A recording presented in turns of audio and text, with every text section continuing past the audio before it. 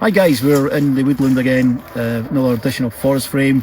Today we're shooting with a lens 14 to 25, which is a challenge I set myself, if you remember watching the last instalment of the channel. So yeah, I was talking to Darren Moorhouse and he laughed at it. He said good luck. Well, let's see how it fares. And looking around me just now, it's a massive task to take on. If you see around me, it's all bare, etc. Closing into the subject and trying to fill the frame of the subject. Trying to get the subject to fill the frame as opposed to just taking a landscape shot. So the other thing of course I want to point out as well is I've been sidetracked. That's why I've not been having many videos up. I've been doing a bit of photography side projects, and basing because of the climate we've had, it's been very cold in winter photography. I've been doing a bit of like shots of frozen foliage, leaves, etc. I will put the images after this video up to show you guys, because I'll tell you one thing, if the images don't work out what I'm going to take today, then I've got something to fall back on. Yeah, but one thing is what I'm going to show you in this video is honesty, and I'm not going to try to do anything that's going to make a ready composition look great. I'm going to go to find compositions with this camera and with the frame of using 16 to 24. So this is a challenge. Do I succeed? You have to stay tuned and find out.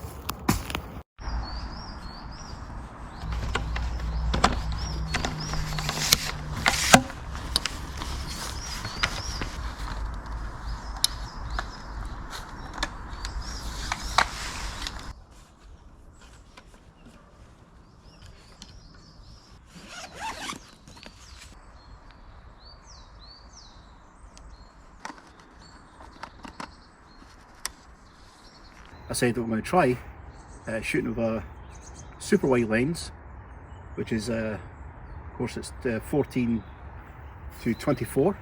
Never shot this lens for a long time, especially in the winter times. Not a good idea, because shooting super wide in the winter doesn't work in forest photography, and as you probably see around there, it's all sky. So this is going to be absolutely a nightmare for me to do. So how am I going to do it? How am I going to get the image? So I'm just going to come close to the camera here, and you see there, this is the image I'm looking at just now. So the image I'm going to go for is mainly, as you see here, is the root system growing to the rock. You can see here at the top, the sky is coming into the shot. Now, sky you're going to have to incorporate with this one. Try not to. As I say, it's a challenge. But how am I going to make it work? The only way I'm going to make it work is doing it in a more black and white kind of format and make it more gothic looking. So I'm going to show you this image here, and I'm going to take off the histogram so you can see it properly. You see the tree comes up there. Now there's a bit of space needed in this side because this part of the frame is a little bit too close to this branch, and then I've got the distraction of this, so you've got a lot to work with. But as I mentioned, I did say watch and all, didn't I? So I'm just going to try to make this work as much as I can. This is where, in this shot, looking at the shot again, this is where post-processing is your friend. This will have to get cloned out. And then the branches that are coming on from the top, I'm not too bothered because they're kind of pointing down at the tree. So it's kind of, and you know, it's giving that kind of like direction for the eye to look at. But this part here is a distraction, and it's not going to work. So I will be trying to do my best to clone this out as much as I can, and I will be putting it black and white. So I'll go into like a monochrome shot. The histogram, if I put the histogram on, I'm going to show you, it's almost crashing to the left hand side there. So that's almost detail lost completely in the shadows. Now to make this work is two things. It's either putting the ISO up or putting the f-stop. Now the f-stop's the highest I can go at f.2.8 is what this lens will give me. So what I'm going to do here is going to use ISO, and in a Nikon camera, especially I'm using a Nikon D850 here, I'm just going to keep my finger on the ISO button. The native ISO in a Nikon D850 is 64, but I'm going to push it up because obviously a lot of detail is lost in the tree, so the silhouette. As I push the ISO up, we start to see the tree a bit more. I don't know if the camera's picking this up, but you can actually see the tree a bit more there. Now that's going to be at ISO 400, which is ISO 400 is okay. It's not going to use too much detail. In fact, ISO 400, most people probably shoot ISO 400 in woodland in conditions like this, so it's not too much. You're not going to lose anything, because as you know, ISO can be problematic when it comes to losing detail. You get a bit of noise into the picture, that's what I mean. So we're going to shoot here. Final look at the image. So we come close again to there. This is the image I'm shooting here. So as you see, I don't know if Jim's picking it up there, but you can see the detail a bit more. It's a bit more, you know, there's less shadows in it because I've upped ISO a bit more. And I'm going to shoot at that, but I'm still going to put into it as monochrome, and I'm going to clone this part out here. Now this is using a 14 to 24 at the moment, which I'm not really. I'm going to put it to about there. That's 14, so that's at the lowest it can go. So 14 is the widest it can go, rather. And this part here, this is the problem. This part of it here coming out. So try to move the tripods, as you've seen, we've moved it back and forth. Try to frame it a little bit more, but we're not getting any luck. So this time what we're doing is we're going to incorporate it. We're going to take the shot as it is, and then we'll go back into the office as it were, and I'm going to clone this part out. Instead of going back in the office and show you all the bonus stuff I do, I will put the image up now and you can see the finished image.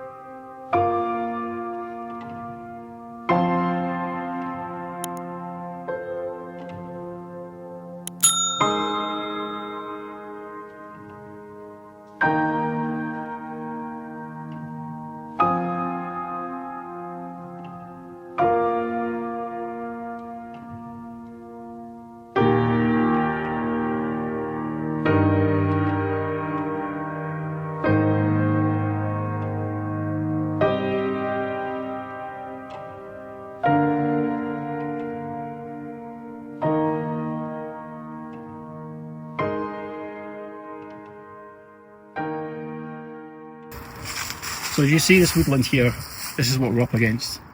Now I went somewhere quite nearby. Ideally I should go to a more kind of wilder woodland. If you look at the backdrop here, we've got like a swing made, damage to trees. It's just not good. If you zoom over this way, some graffiti on the trees, etc. Now it's all good and well to find compositions anywhere, but sometimes, you know, you really have to push your boat out, get in the car, put the miles into where you're going to.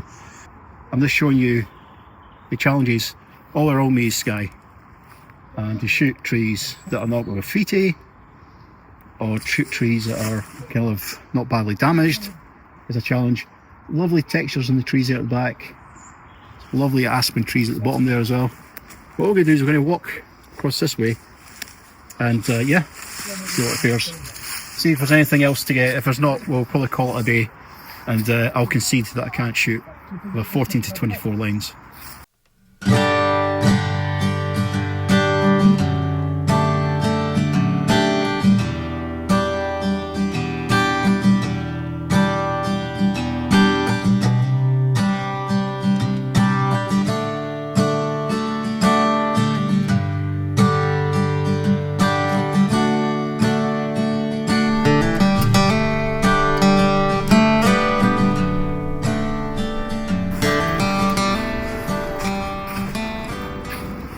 So we're trying to talk about the trees in the forest as well as taking pictures of trees, and what I'd like to touch on is what I'm actually photographing. Just to learn about different types of species of the tree. Now this tree here, often some people mix it up with an oak tree because of the indentation of the bark. This is an ash tree, and you can see, you know, it's kind of more dicey looking as an oak tree. Oak trees are more kind of, have wider sort of indentations of the bark. It's kind of been weather kind of damaged with its positions, fighting for the light and all that kind of thing. And also, you can see this part here. So being be stripped back, either by the bad weather, wind, etc., or just people taking it off for tinder, for fire, so forth. So that kind of had its fair share of problems, this tree. But this shows you can photograph things like not just trees in their, trees next to other trees in a wider shot, like a vista shot. You can actually do close-up of trees, of texture, to abstract shots, for example. Abstract shots work absolutely great in tree bark. So much interesting tree bark to shoot, and try that for these months. Something I'll be doing a bit more of is abstract, kind of 1x1 square crop. It does work. Ideally, I love to get trees in situ, as in you're actually taking a shot of them all together. But sometimes just zooming into a tree, trying to get the texture of the tree works so well. So I did take this shot earlier. I thought I'd conclude it into the video. I didn't do the footage, unfortunately. But you can see this image is quite interesting with regards to the tree itself. It has got a disease in the bark. The cankers can be caused by, of course, fungi and other plant pathogens that, of course, enter into the tree's woody tissues. And this has given us kind of a nice bit of abstract of, of the bark of the tree. Fortunately, not so good for the tree.